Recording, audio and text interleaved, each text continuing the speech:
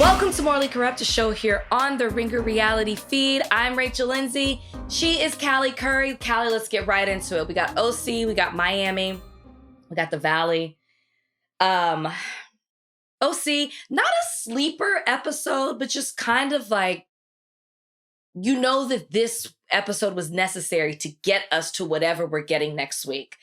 As much as I want the drama for next week, I do love when they give us the cliffhanger of, this was so much fun, or everything's going so great. Yeah. And then they're like 24 hours later, you know, I'm like, I do love that drama.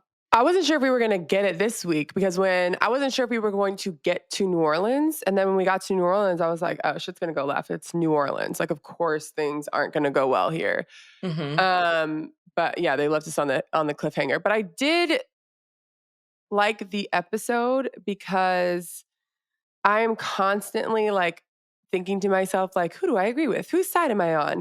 Like, what's right? What's wrong with this group of girls? Because I think, and it makes it a better Housewives series, in my opinion. It seems like for the most part, these women are willing to flip-flop around. It's not like my allegiance is here and I'm never going to change it. Like, there are really strong friendships, but like the overall group dynamics can like switch like 4-3, 5-1, 4. Mm-hmm. Like, people are willing to forgive, move on. Like, Gina seems to be willing to like move on with Katie, but Heather's not. But Gina and Heather are friends. Like, there still seems like there is willingness to flip back and forth because we don't want to get into a situation like Jersey where it's like 4-on-4.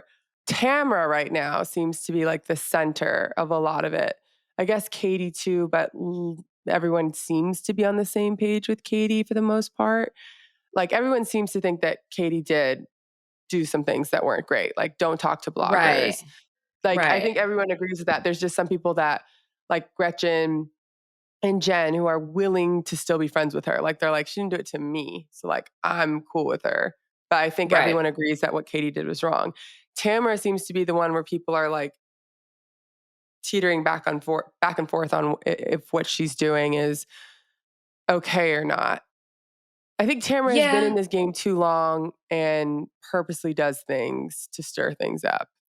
Well, yeah, because I want to get into the quote fatty photo, but it definitely feels like, and to your point about dynamics, I think that what makes this great is Gina, Emily, and Heather are in the middle. Like, they may or may not have an issue, but not enough to disrupt like the whole thing. And then you have Shannon on one side, you have Katie, Jenn, and Gretchen on the other side. Because I honestly, this episode, forgot that Shannon and Katie were at odds until Shannon made the slick remark of, well, Katie records everything. And I was like, oh. Well, Shannon, again, which makes her a good housewife. Like, I am with you. I completely forgot that they were at odds. And then she said that slick comment, and I was like, oh, yeah, I forgot. Yeah. And we're back. We're reminded, because we were fooled for a second, because Gina kept saying, I want to have a great night.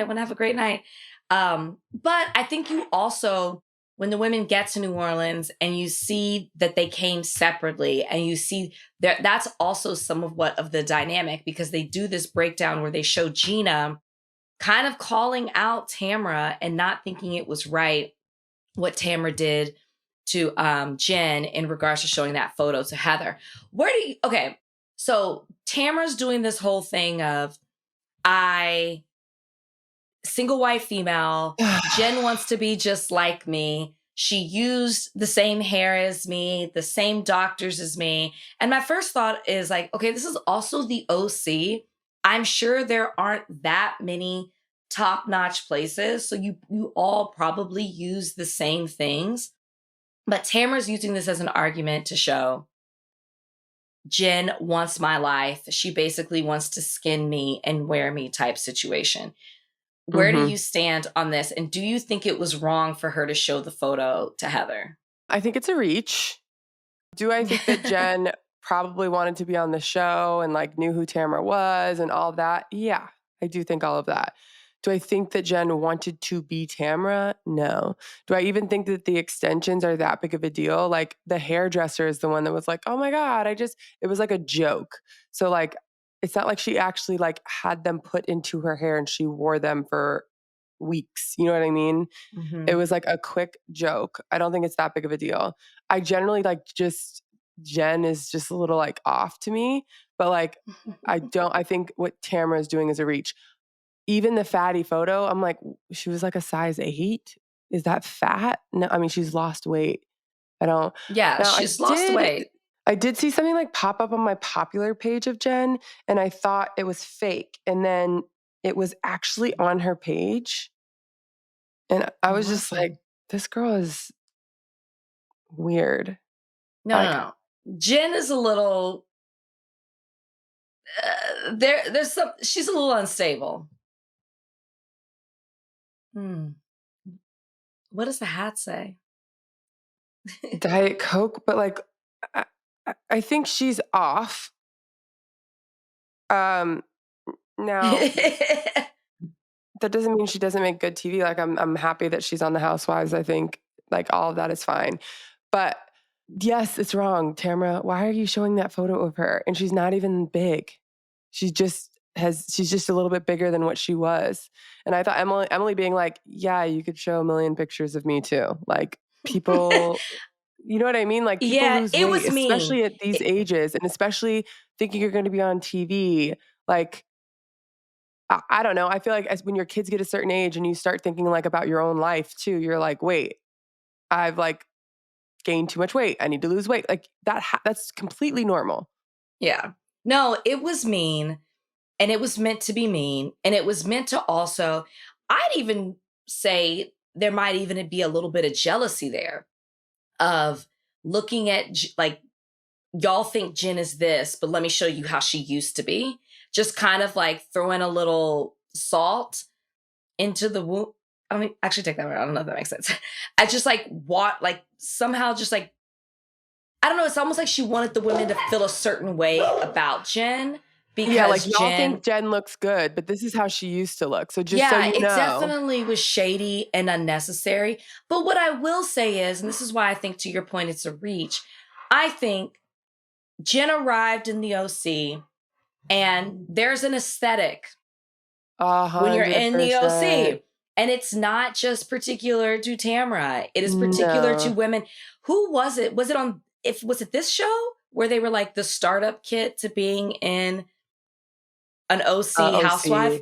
Or if I watched it on something else. But yeah, they were like, I don't know. It was like a thing on TikTok for sure, but I don't know if it was ever on the show.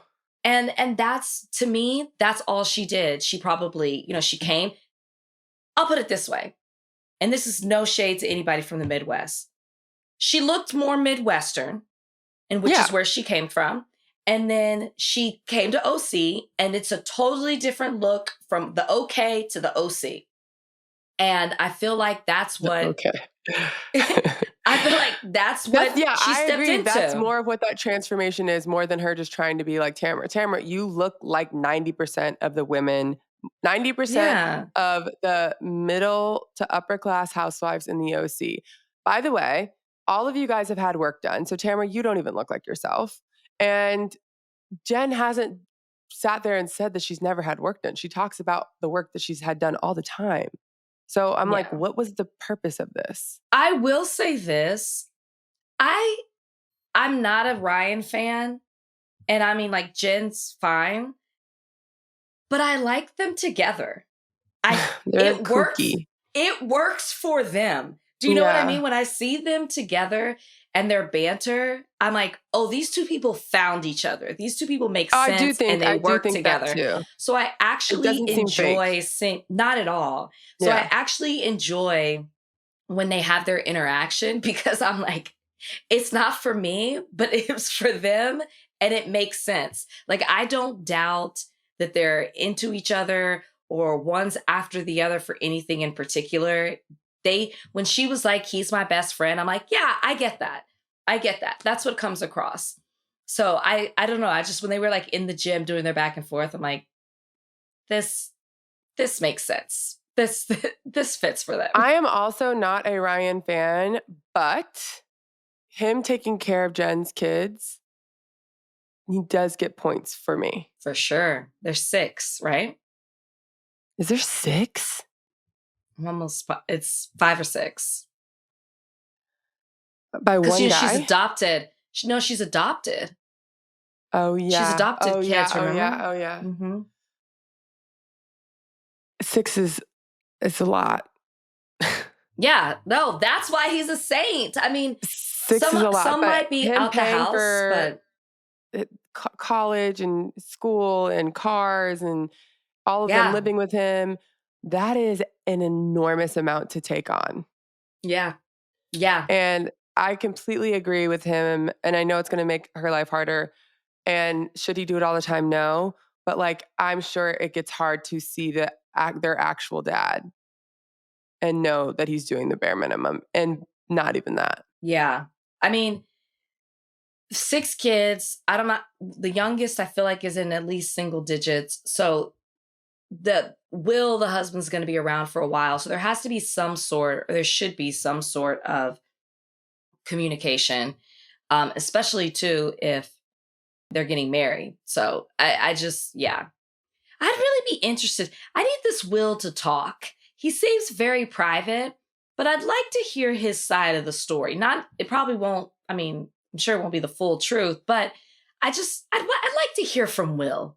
If somebody don't could you get think Will that on the line. If it wasn't semi-true, that he would have come out already? Because she's been saying things like this for the past year. That's true. That's true.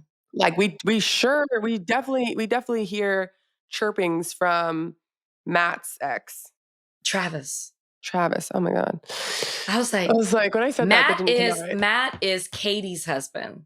Oh, okay. But there's when you think about the dynamics of these families, we just talked about Ryan, Will, and Jen. Then you've got Katie, Matt, and her situation where the kid wasn't living with her, now living with her, all of that. Then you have Travis and Gina and his ex and all of that. There was a time where there was a Simon, Eddie, Tamara, kids living separately. Like, no, kids are still living separately.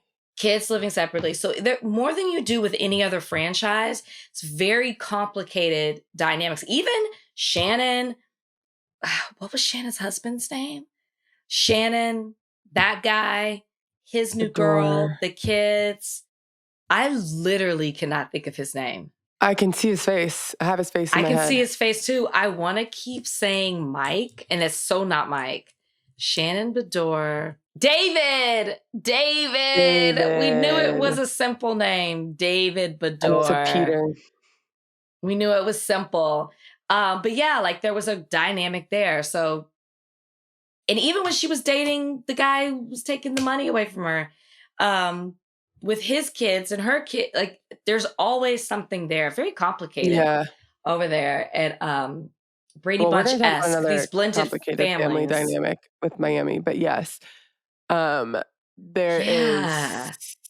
a lot of complications here. The closest, even we didn't even talk about Gretchen Slade and his son and not paying for the funeral or whatever happened. Yeah.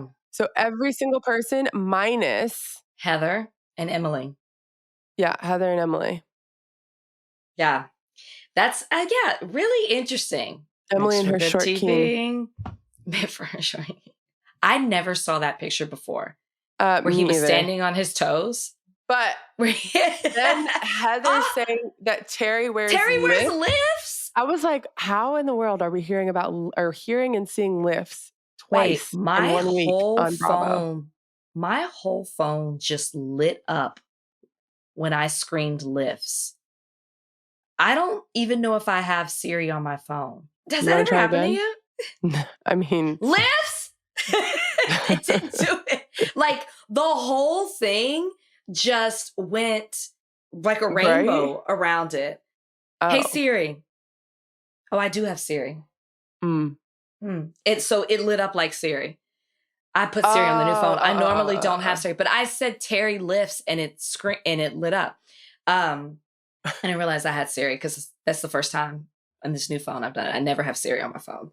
or any of my devices. Should he be upset? Was that common knowledge? Because you know my Lyft rant last week I saw it. earlier this week with Jax, and Heather proudly said it. So I wonder if Terry has come out with this information before. Coming out about wearing lifts is hilarious. I feel like Terry doesn't care. How many inches do lifts give you, really? Maybe. I mean, I've never worn them. I would, if anything, when I was younger, I'd like a negative lift.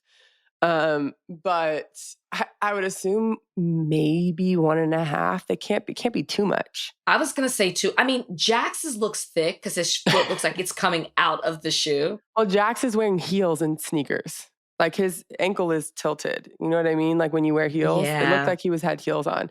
So maybe 2 is like a max. By the way, how tall is like Jax isn't short, right? Well, the rumor is he doesn't like Zach towering over him. That's what I heard. But I mean, I think he's been wearing it outside of it. But still, if you have to run, if you have to get away fast somewhere, those shoes have to come off. Wearing lift sneakers, but I guess we used to do it. What were those things called? Like the platforms, like the Spice Girl kind of platform thing. Yeah, that's different. It was obvious that there was. Remember those sneakers we all used to wear that were like heels? Oh no, you're younger than me. It might have. Girl, you absolutely wore these at one point. Oh, this is gonna kill me. Sneaker heels. Look it up. They were so popular. Oh my God, do you remember these? Oh, here they are. Oh, Isabel Marant, Giuseppe. They looked like this. You were wearing those Giuseppes when you were a kid?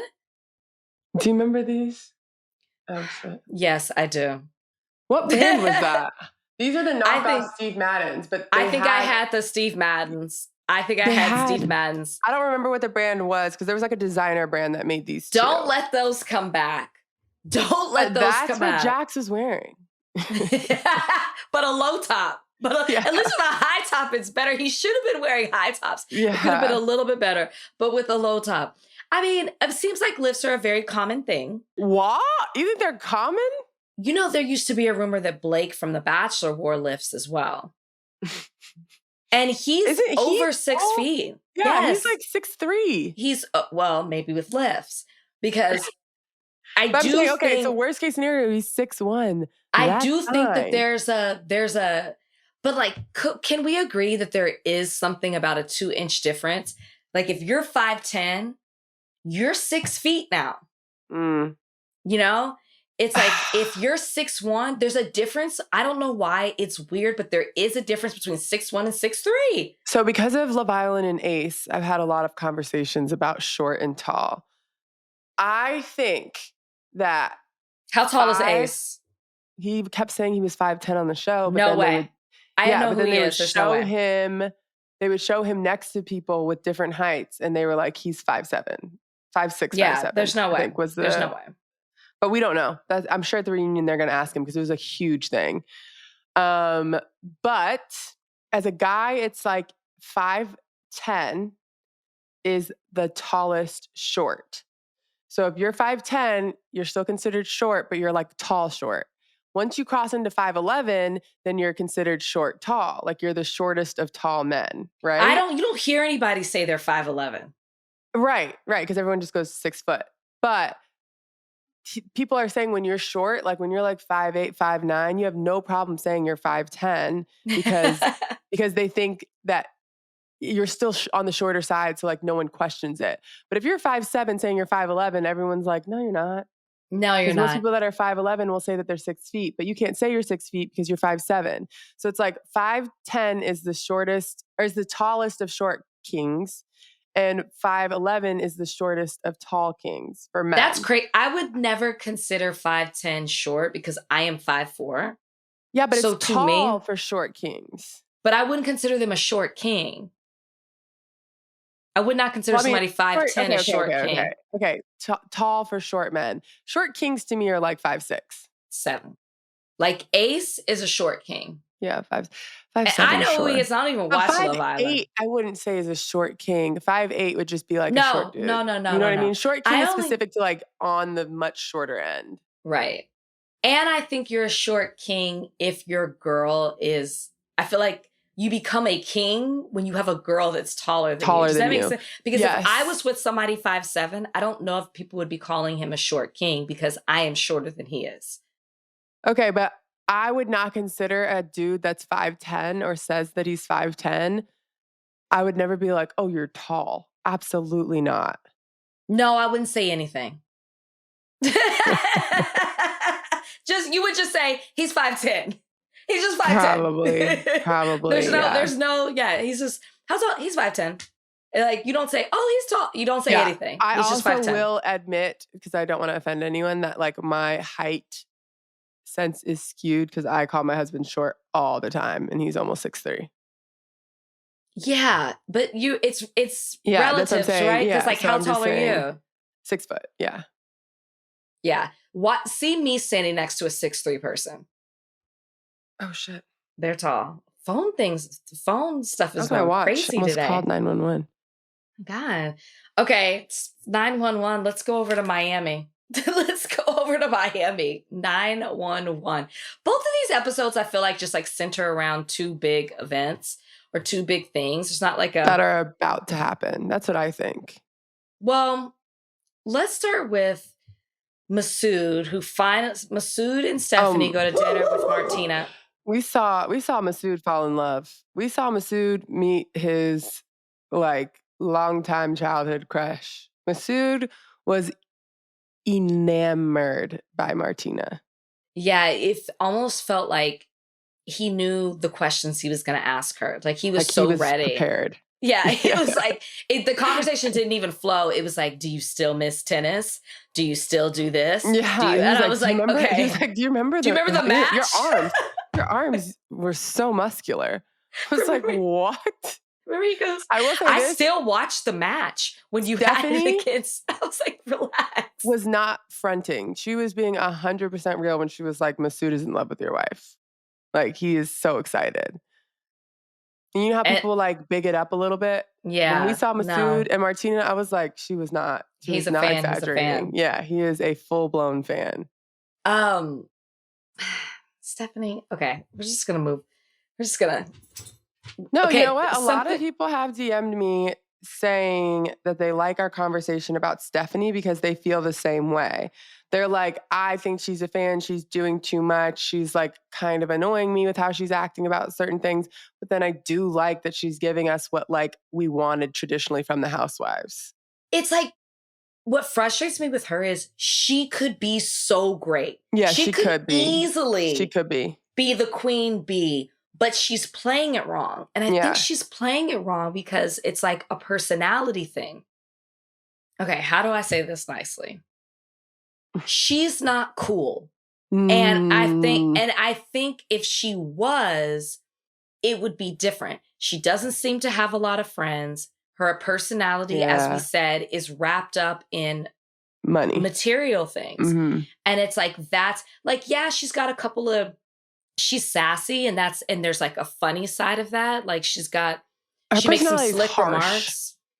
Yeah, but I gravitate to people with harsh personalities. She's not. Yeah, but cool. you have to have like, if you have a harsh personality, you also have to have something that people like about you. That is very true. I think she only has like this harshness and you're able to get away with it because she's cute and rich, not because she's funny and endearing. And you know what I mean? Like, yeah, most people that have that blunt harshness have like this other side of you side of them that make you still be like, yeah, but she's this, she doesn't have that. That's a really good point. That's very true. Yeah. So it's like when I watch her, I'm just like, you're leading with the wrong things. You're playing this so wrong. Like, and I keep thinking, Dr. Nicole would never. Right? Okay. So then I do think that it is something that happens because I do this a lot. And I actually like Stephanie on the show and I'm hoping that like with experience, she'll be better. But that is something that I do, and I think a lot of viewers do because of their history and because of wealth, probably. Well, it's also who she replaced. Yeah, and yeah, and who she replaced. I constantly, when she does things, I'm just like, "Ugh, Dr. Nicole wouldn't act that way, or Dr. Nicole wouldn't do this, or like Dr. Nicole would have that bag, but she wouldn't be dressed that way." You know what I mean? Yeah. There's just like a tiny little, Dr. Nicole's house wouldn't look like that. Like, she's just not Dr. Nicole. Well, because she's not cool. Even when Yeah. she's breaking down or jumping around, but even when they're at the dinner and she's talking about flying to Spain, right? The way she presented it in the ITM and then with the ladies, it was just kind of like, just say you're flying private and you have 3 seats. But it Yeah. was the way It was a the huge rollout. presentation. It's yes, and then she thinks she's funny, which we've discussed this. There's nothing worse than when somebody thinks they're funny and they're not. It's the only thing I can compare it to. My therapist What are you said this. What? Is there's nothing worse than a man who's a beta but thinks he's an alpha. Yeah, that's worse. I think the man that's a beta that thinks he's alpha is worse than someone thinking that they're funny and they're not. I also just think, like, watching her, and again, I like Stephanie for the show. No, I do too. I actually don't want her to go. Yeah, she just does things where I'm just like this. You're talking about this whole plane flight thing. To me, I was just like, are you trying to buy their friendships? Like, yes, that's what it feels like. she wanted people to like fight over who got her friendship. And I'm just like, that's not what we want either. Like, it should have just been like, okay, so I can't take this many people on the PJ to Seville because of weight issues, because that's probably what it is. And so I only have 3 spots left. And I've already asked these people who wants it, or like whatever. Or like, I've decided these are the people I'm taking. If Alexia would have taken that plane flight, I would have been like, you're a bitch. Like, you think that you're going to tell her that I offered it to your best friend. Your best friend said no because she didn't want to leave you. So do you want it? That's why I'm like, this woman doesn't have friends, because anyone would know Alexia's not going to take it after her best friend just said no so that she wouldn't be alone. You think she's going to be like, okay, bye. I'm taking it. You can be alone now. It was weird when she did that. I thought, did production tell her to do that, or was she just testing Alexia? Either way, it was just so like, see, like in my mind, I was like, see, Stephanie, this is what we're talking about. But then it's also just, yes, you have a PJ and the other women don't, but you talk to them and act as if they've never been on one. You act as if these women don't live a life of luxury. You live it in a bigger way than they do, but the way you talk to them, it's like, ew, who would want to? And to your point, I mean, I cannot believe she turned down a transatlantic flight. That's called friendship, Stephanie. That's what I'm Things saying. you like, don't you would have. be willing to, you would be willing to take the flight so that you would have more luxury and leave your best friend. First of all, the trip is for her best friend. And I saw Queens of Bravo, our girl, post a poll, like, would you have taken the flight? It was like 98-2. No one is leaving their best friend out. Yeah. Also, there's nothing wrong with a first class flight. Well, no, actually, I was going to say, never mind, I'm not going to say that. But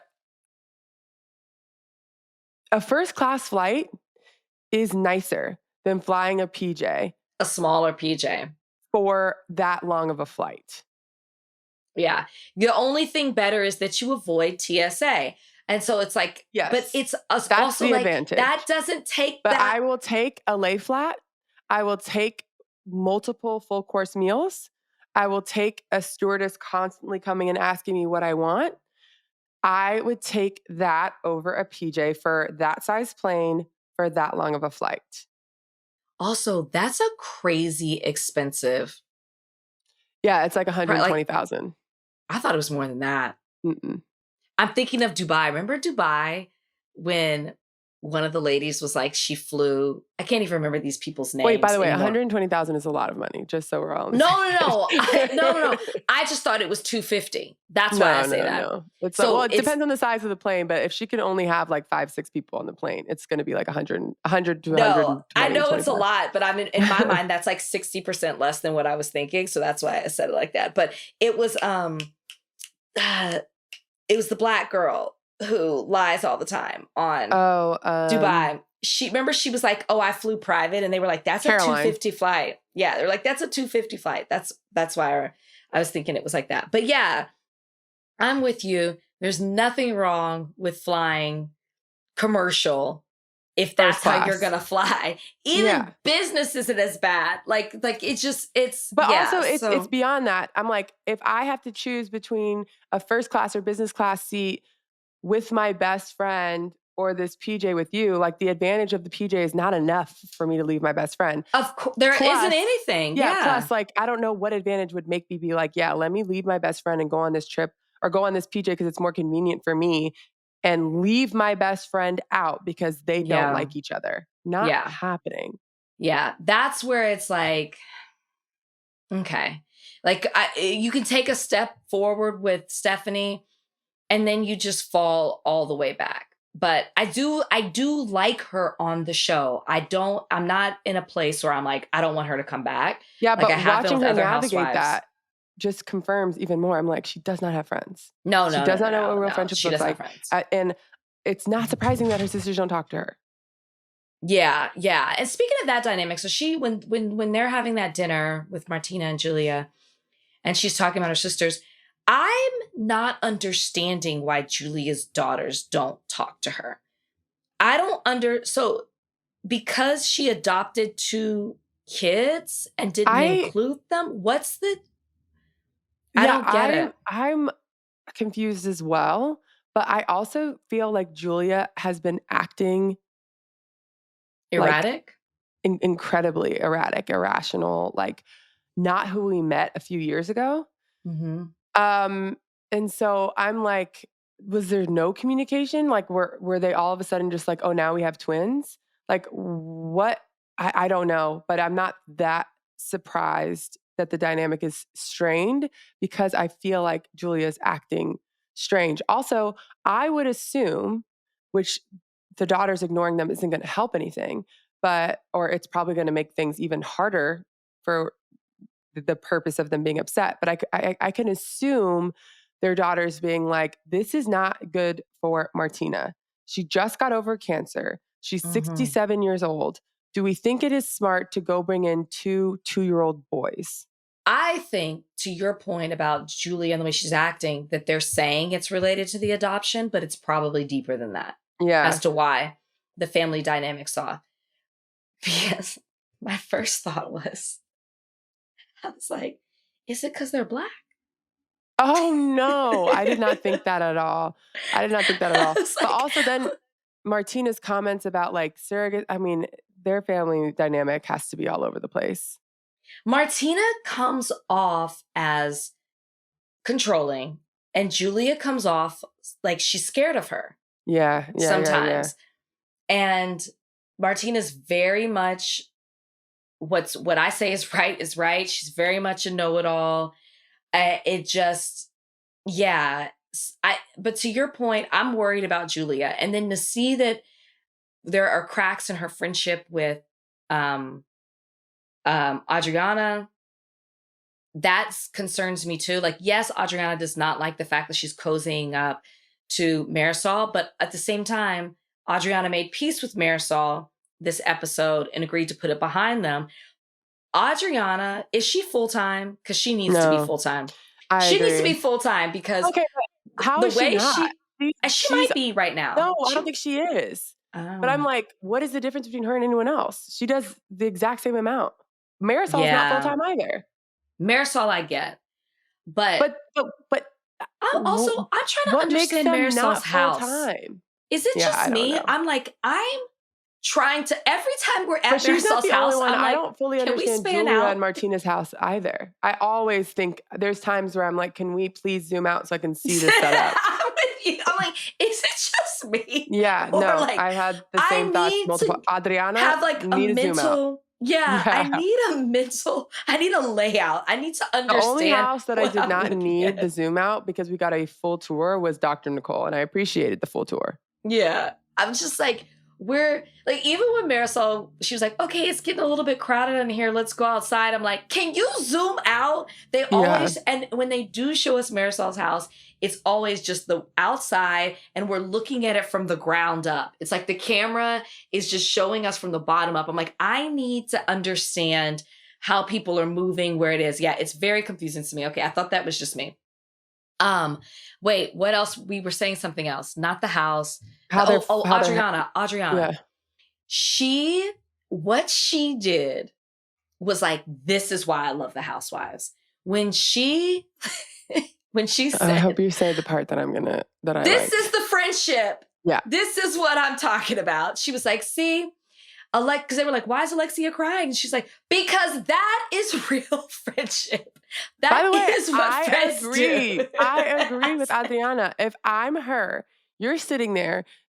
We just listened to a 97-minute presentation about how this jet can only fit X amount of people and blah, blah, blah, blah, blah, because Stephanie wanted everyone to know that she had a jet and da-da-da-da, whatever. And then she says, and I invited Julia, who's coming, and Larsa, who's coming, and I invited Marisol, but she said no because her best friend can't be on the jet. So they're going to fly commercial together. If I'm Adriana, I'm like, wait, what? So she wouldn't fly. But my best friend's ass said, I'm on the jet. Right. Didn't even bring Adriana up. I agree with what Adriana's saying, but I loved how she did it. She was just like, Marisol, that is so beautiful. That is a real friend. The whole layout or presentation of saying that, even though I will say I loved it, but if I'm honest, this wasn't a situation where I felt like Julia needed to fight for Adriana to be on the plane. It wasn't like she was bringing her friends, but maybe what Adriana is saying is what Kiki said, maybe Julia should have said. Yeah. And Kiki was like, I'm going to make it easy for you. I think Kiki was also like, I don't want to fly on the plane. I know. I would rather fly commercial. He was like, thanks. I am going to do everyone a favor. I will fly first class. Kiki said, no, thank you. Some people really don't like flying on small planes too. So I don't like flying on small planes. Yeah. I've been on a small plane in some dicey weather. It's not fun. You can hear what the pilots are saying, and I'm like, I don't need to know that they're fighting for their life up there.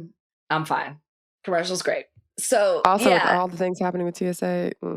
Yeah. I'm good. But that's funny. I love that you clocked that too. Both of us were like, Kiki was like, no, thank you, girl.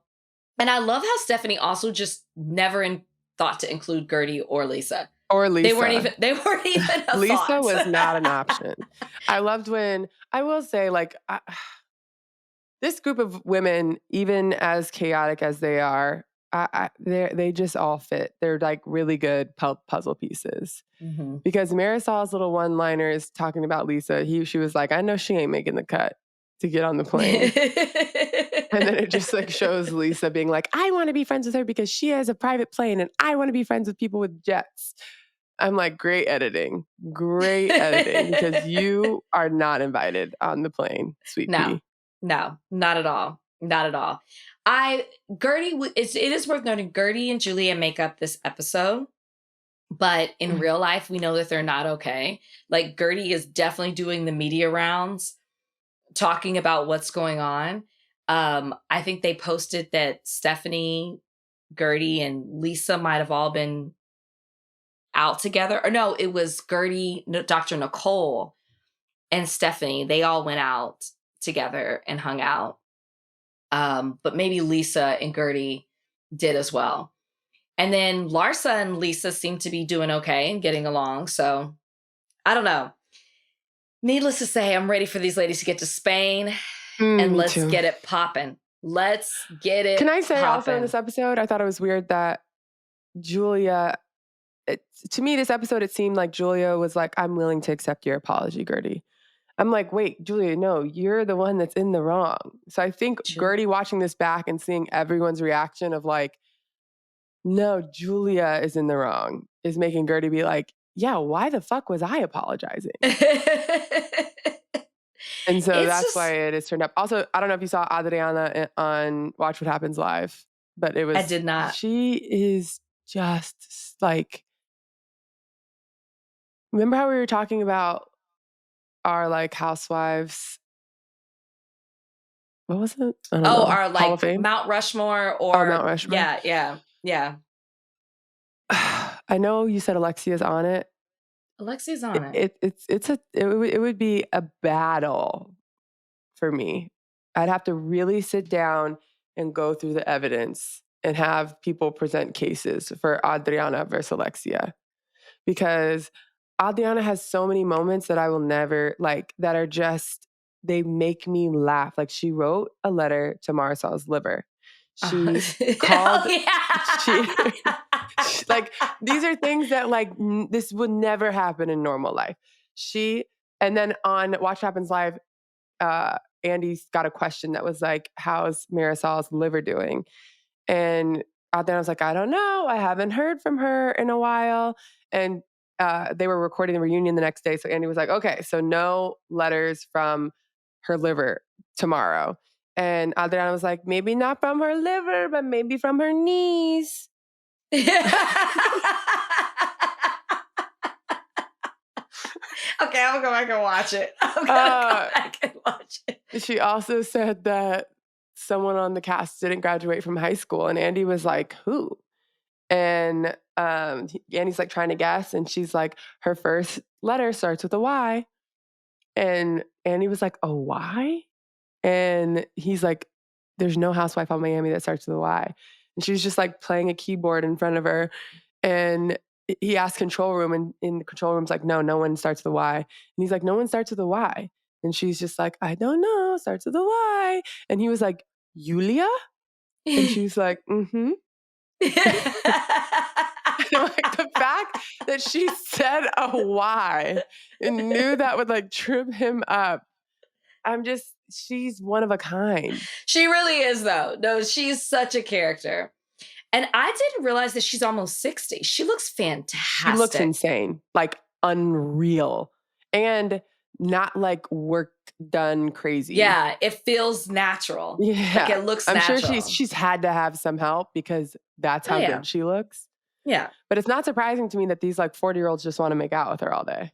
Yeah, all I had to see was a squirt gun being squirted into her mouth on the yacht, and I was like, I get it. She's a good She time. performs. She's a good time. She really is.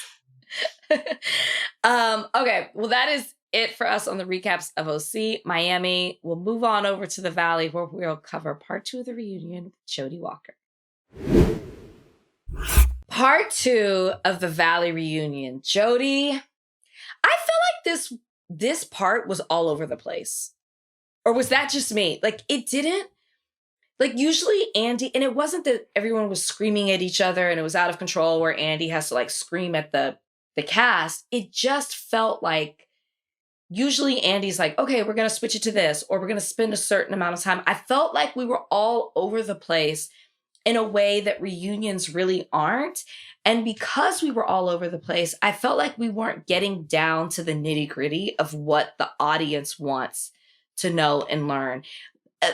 Yes, with Jax and Brittany, because that's just such a big part of this whole season. And now we know that we don't have Jax. So I feel like the producers always knew we weren't going to get Jax. Like, they knew that this was Jax's last time. So we're really getting the whole thing. But when we got into the Jax and Brittany of it, this was hard for me to watch, because Brittany kept saying, I feel like what Jax is doing is performative. Like, he was very honest. I've been sober this amount of time. I'm not doing this. I'm not doing this. You know, he's crying, but I don't know if I ever saw a tear. Like, he's doing all the things. He's being and even Andy says, I've never seen Jax this open or honest. Accountable. He says this is the most accountability I've ever seen Jax take. And I was like, Andy, who fucking cares? I mean, these little like breadcrumbs of accountability. And Jax has actually always been like this. I mean, he kind of goes back and forth like every other season, but he has often shown up to reunions with like all this contrition and all this accountability. And then in between him being like, I know, I did that. And I know, I did that. And I'm so sorry. And you're like, you could almost sort of believe him. In between that, you are hearing like the worst, nastiest things he's done, you know, like the way that he has just made this woman, many women, other people's lives, like living hells, ruined them, and then like comes with this contrition and sort of gets sympathy. I thought for the most part, Andy handled it all pretty well, but him being like, how do you feel about this accountability? It's like, she probably feels like it would have been awesome 10 years ago. And that's what she says. I feel like it's performative, and she's finally right. Yeah. That's where it got dark to me, because, okay, Jax is being more accountable, like, or, you know, he kind of goes through this pattern, but he's taking accountability, and you want to believe him, but you know that he's just doing this, because then Brittany will say, well, you were just screaming and yelling at me, or you were just rage texting me, or you were just, and it's like, this is bad. And then you see Andy kind of, you know, after he just gave Jax this compliment, it's like, well, what is it? You know, like, what is it? And then Brittany opens up where she's like, our therapist said he can fix being bipolar, he can fix whatever, something else, but he cannot, there's no cure for narcissism.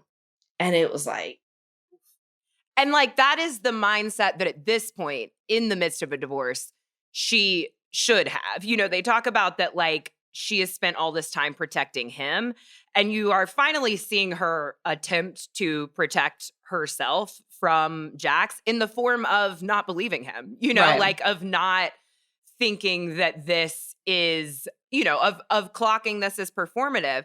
And it's like, wouldn't it be great if it's not? Wouldn't it be great if therapy is working? You can't cure narcissism, but you can find tools for treating people better. Right. And like, yes, wouldn't that be great if it worked? But it's not really her responsibility to absolve him of 10 years of terrible behavior. And I don't like any suggestion that it would be. I mean, there wasn't really, but it's a difficult thing to deal with on stage. I mean, certainly the standout star of this segment was Zach, like 40 feet away from them on those couches, just not letting Jax have an inch. And it makes Jax so mad. Like, he gets so immediately pissed off whenever Zach starts talking. And Jax said, like, to Brittany, which this really annoyed me, he was like, it was like right at the beginning of the episode, he was like, and I want you to hold me accountable. Like, I hate what drugs and alcohol have done to my life. I need you to hold me accountable. And it's like, that's not her job. It's definitely not her job anymore. Yeah. But he's always saying this about like wanting to be held accountable and valuing it. But he likes people like Jason, who will be there for him and who will let him get away for some reason. They coddle it. Yeah. They coddle him like, oh, get away with anything. Get away with things they're not letting anyone else get away with. Yeah. And he hates Zach, who like will actually hold him accountable by being like, you're disgusting and you harmed my friend. When Jax says because Kristen was being such an empath during this segment. Kristen was a star. She was a star. She was so upset. Like, she was crying. She was, you know, you could tell she really felt for everyone. And when Jax was like, she's saying, you know, you can lean on your friends. And he's like, you hate you, but you hate me. And she's like, I don't hate you. I hate what you do to Brittany. And at the end of way down at the end of the line, Zach goes, I fucking hate you. Zach's ad libs were amazing. But I really loved Kristen in the moment. I'm glad you brought her up, because she wasn't coming down on Jax, but she was very much so like, no, but I see how you've been. I have no, because Jax is like, you've known me for all these years. You've been my friend. And she's like, exactly. I have. So I know who you are. I know how you've been. I've seen how you've treated her. And then Brittany even says, yeah, y'all might have been friends, but we are way closer than the two of you are. But you could see her emotion was just sad that this friend I've known for this many years is in such a bad place, such a dark place. but also I'm sad for my friend who's next to me, who's just been terrorized by him. And the deterioration of their relationship is really sad for her. Cause it's also like, she's sitting in this place where she's probably the happiest she's ever been. Mm-hmm. You know, there's something that one of the darkest things, and it's such a simple statement that Jax makes, but it showed how his narcissism to me, because it was so cold. So when they're talking about Cruz, and I really do love how Brittany is approaching being autistic and talking about bringing awareness and telling parents, because I can only imagine how hard it is. I mean, even to hear her say, and I've heard another parent, a friend of mine whose child is autistic, grown now, he's a coworker of mine, and he described it the same way that Brittany did. Totally fine. And then one day you just saw the light go out. And I really appreciated her honesty and vulnerability, but also how she was like, parents are scared to admit that there might be, they notice, they're a parent, they notice that something is different and they're afraid to address it. And you have to do it young and not be afraid of the diagnosis, because you're harming your child if you don't. Like, you can really help your child if you get in there and start learning how to cope with what it is and diagnose it on what level it is at a young age. But she's talking about Cruz and seeing how he started to change, and how it wasn't until Jax went to rehab that they got the diagnosis. And she's like, it was really hard for me. And thank God my mom was there, and but I really was going through this all by myself. And Jax looks at her and goes, that must have been hard. And you can tell that he said it because he was trying to empathize with her. But the way he said it was void of any emotion. He didn't feel her. He didn't, like, most people have been like, I can't even imagine, Brittany, that must have been so hard. He just coldly says, that must have been hard. Or, I'm sorry that I am your partner and his father, and I wasn't there because of myself. You know, like, it was the impression I got when he said that, it was he said it because he knew he was supposed to. Right. Like, yeah. But void of, and I was like, oh, that is a narcissist. He has no, like, there was no emotion there. He didn't feel anything she was saying. He didn't feel anything that she was going through. It was, this is what I'm supposed to say in this moment, because she's having such a big reaction to what she's saying. And she's talking about my child. This is what I'm supposed to say. But all he did was say the words. And it was so cold. And I was like, ooh, this is dark. And the other thing, when they're talking about, when Jax is like, I don't get to see my child and blah, blah, blah, blah, blah. And I'm at home. And, you know, Brittany's like, you're never alone. You've got these girls coming over. To hear her say, girls message me. I see the way you talk to them.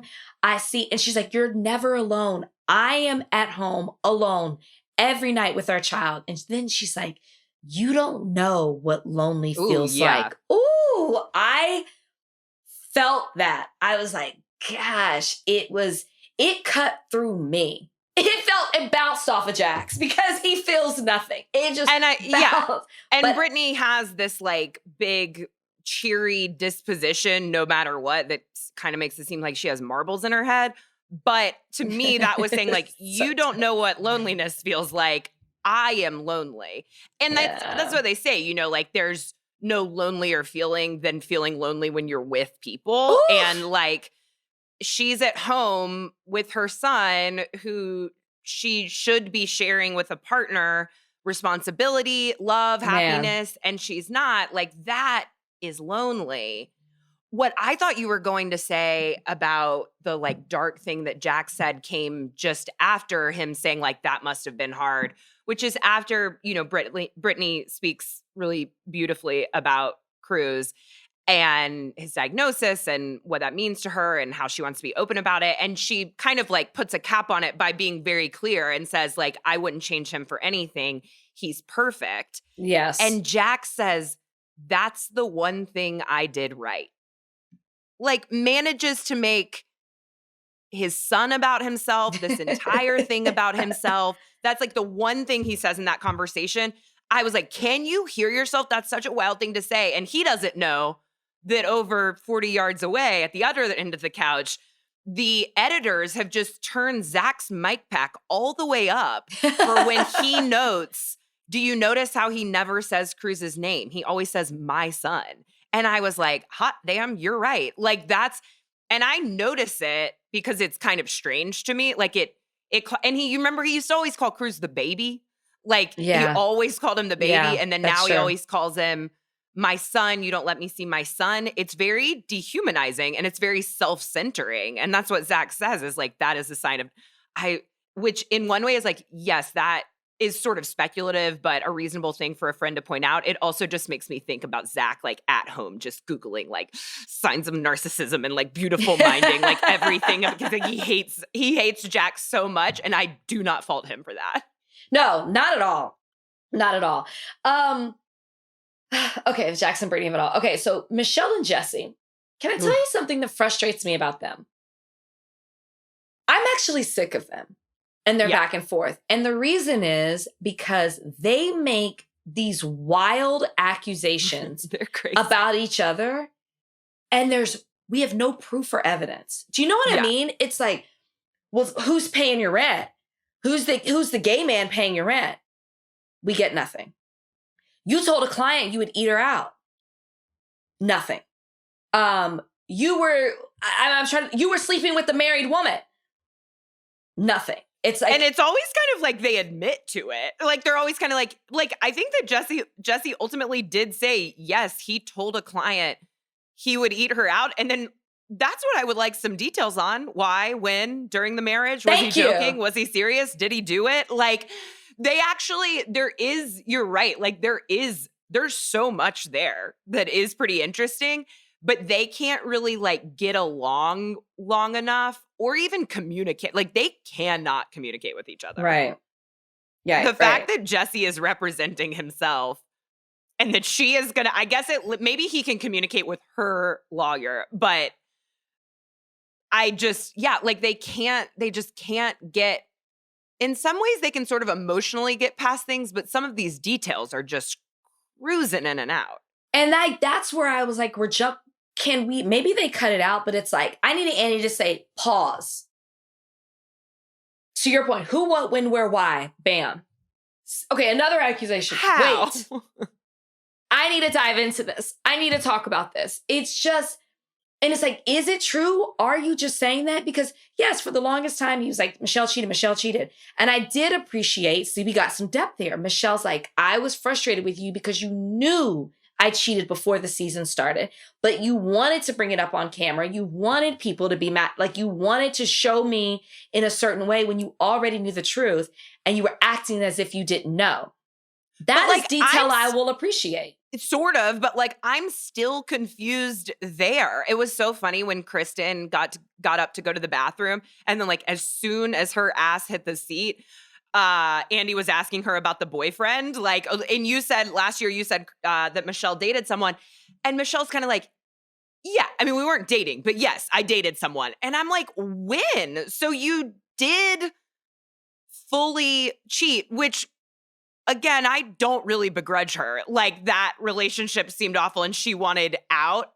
And it's so like, in some ways, like Jesse comes across okay. And like, he does seem likable. It's very funny when Michelle's like, oh, it's so annoying because he's likable.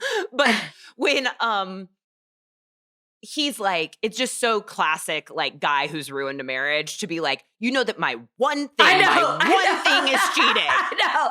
So that outweighs the way you treated her, belittled her, didn't give her attention, said so. You know, it's like as a mother, you were like, it's so fun. That was my one thing. My one thing. Okay. Because it's the one thing you weren't doing and are like capable of not doing and pushed her. I mean, it just sounds, like I'm really happy for these two that they're divorced. Yes, but I need, it's gonna be a rule. If you're gonna throw it out there, then you gotta give us something else. We gotta go back to the days when these people were blogging, you know, when they had like Bravo blogs, so we could get some additional details. Or can somebody from these people, whoever they're referring to, can they speak out?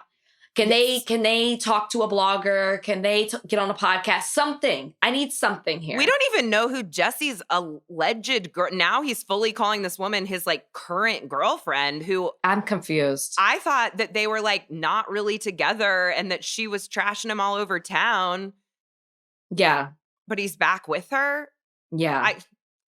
I guess he does kind of need someone who is hard on him, but I don't know. I don't know what they're either. up to. Before we go, we have to talk about, so is it Janet and Jason, is it just me or did Janet come in? They had a plan, right? This is what it feels like. They walked in and Janet was like, either Jason has read all the comments talking about how he doesn't stand up for anything or have a backbone, or Janet related to him. Mm-hmm. And the plan was, I'm going to sit and be calm, cool, and collected.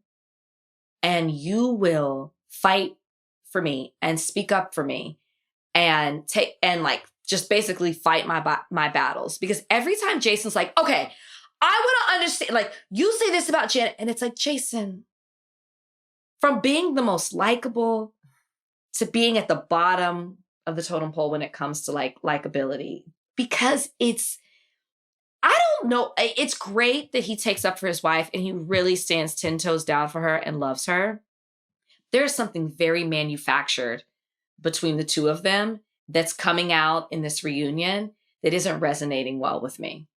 Well, because I think when you put them in opposition to Nia and Danny, who are not perfect by any means, but I think like what you see with Nia and Danny is that Nia stands 10 toes down for Danny. Then they go home and she tells him what's what, like she, like, that's what she talks about. Like, yeah, some of this shit is annoying, but we talk about it and we communicate about it. It seems like Janet locked Jason in a room with bees and then he came out raring to go. Like, he's so worked up, and how worked up he is both unfamiliar to us as an audience because we've never really seen him like this, and also unclear how, why, and when he's gotten that worked up. Like, he is so mad at Danny, so worked up at Danny, and it's a little bit hard to figure out why, except that Danny and Nia have been frustrated with Janet and have certainly been speaking badly about her. But like, as Danny points out, yes, I called her a snake after she publicly called me Donnie Darko and was like making fun of me for being like drunk. And there are certainly things there with Danny's substance issues. I think that like the people who are annoyed because they think Danny's like getting away with it. And he's not.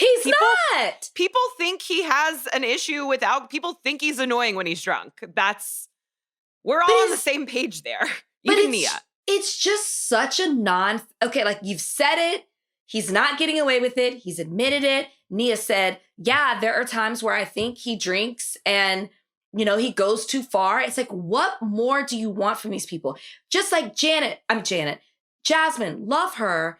I know it's not my place to say you should accept this apology, but I'm not understanding what you're missing from Danny's apology. I don't get it. I'm not understanding why you weren't accepted. Why I know it's not my place, but I guess I'm just not, nobody's letting anything go. Nobody's willing to move on when it comes to the Danny and the Nia of it all. And Very I think confused. that Danny and Nia at least say, and ideally feel this way, but at least say it, that like Jasmine can bring this up as much as she wants, and she cannot be over it. It's that Janet keeps bringing it up and making it a thing when Jasmine is at least saying that she's over it. And like, that is I think I understood what Jasmine was saying in the reunion, where she was just trying to say why the first apology didn't feel good, while also maintaining that she has accepted the later apologies. And I think you're like allowed to, like you can like belabor past emotions. So because you want people to understand how you feel. And I did kind of, I think, understand what was happening there. But then Jason jumps in and Jasmine was saying she was grateful that Jason really recognized this thing that she was feeling so deeply, that like, this is different because she's in a relationship with a woman, and this would have been handled differently if it was a heterosexual relationship. And I can appreciate also that Jason recognized that more than anyone else. But then he jumps back in to be like, this is disgusting, and just bring it all the way back to kind of like where it began. Yeah. And Jesse said, because Jason keeps asking, what has my wife done? Like, what has Janet done that you guys are so worked up about? And even Jesse, who's like maybe the only person who hasn't really been targeted by Janet, is like, I like Janet. We used to joke around a lot. And then when she got on the show, she just wants her hands in everything. I appreciated this moment. I don't know why I believe Jesse about anything, but like, I was like, yeah, he has no reason to say that, so I believe him. No, it seemed very objective. He's like you said, he and Janet don't have beef. I mean, Janet said the one thing to him at the beginning of the season where she was like, I would have cheated on you too, or something like that, she says. Which he seemed to also kind of respect. Like, they do seem like for some reason they can kind of get along. Yeah, they give it to each other. They take it. There's an understanding there. But what he said to me was, as a person who has no dog in the fight, this is what I'm observing, and I'm confused by it as well. But I liked when he was like, can somebody tell me, when Jason's like, can somebody tell me what my wife has done? And Nia was like, I'd like to explain it. Yeah. Yes, I can, actually. And she explained it quite well. And I think it bothers Janet how beloved Nia is. Oh, yeah. And Nia just, and I don't think Nia gets away with anything. I don't even think that they baby her like we've seen on other shows where like a Raquel is babied or something like that. I don't think Nia's babied at all. I just think people have a lot of respect for Nia. She handles herself well. I mean, I think I can both look at Nia and be like, Nia, babe, you could do better. But also be like, I like you and you communicate well and you seem to handle your business and you can kind of buck up when you need to. It's like she doesn't buck up a lot, but when they were talking about it was like at the very end when they were talking about the snake and the Danny Darko, and Jason's like, Danny's saying it was a trigger to be called that, and so he name called back. And Jason's like, well, it's a lot easy to be triggered when you're drunk. And Nia goes, yeah, it's easy to be triggered when you get called a name. It's like, yeah. She can, yes. Good strong point. Yeah. Her voice has gotten a lot less shaky in confrontation. Oh, I know. I think she's worked on that. And that's also, I think, made it like, Janet has been so quiet kind of they made a wise choice for Nia to talk for Danny because she's a better talker. But I don't know if it was a wise choice for Jason to speak for Janet. Yeah. It felt forced. But it seems like Janet's had enough. And in this the last part, it seems like she's coming in hot. There's something that she knows about Danny, that she's coming in, dropping this information. And, Nia has this line where she's like, I don't know if she says it at the end of this or if it's next one where she's like, I think she said it this one. She goes, you're lying and you're really good at lying. And I was like, I cut deep. I believe her. So I'm hoping in this next episode that they get into Janet talks more, because I think the more she talks, the more we see who she is. And then I want to get into the fan part of it. Is she really a fan?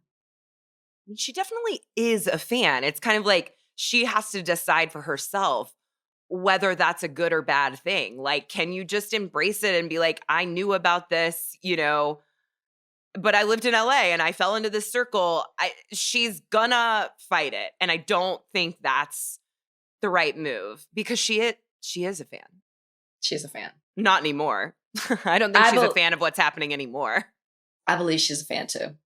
But we'll find out next episode. So three-parter. That's it for us, though, here on Morally Corrupt. Hope you guys enjoyed this episode. Make sure you catch us Tuesday, where we'll be recapping the news of the week. Always a lot going down there. Never disappoints. And I hope you guys have a beautiful weekend. We'll see you guys next week. Bye.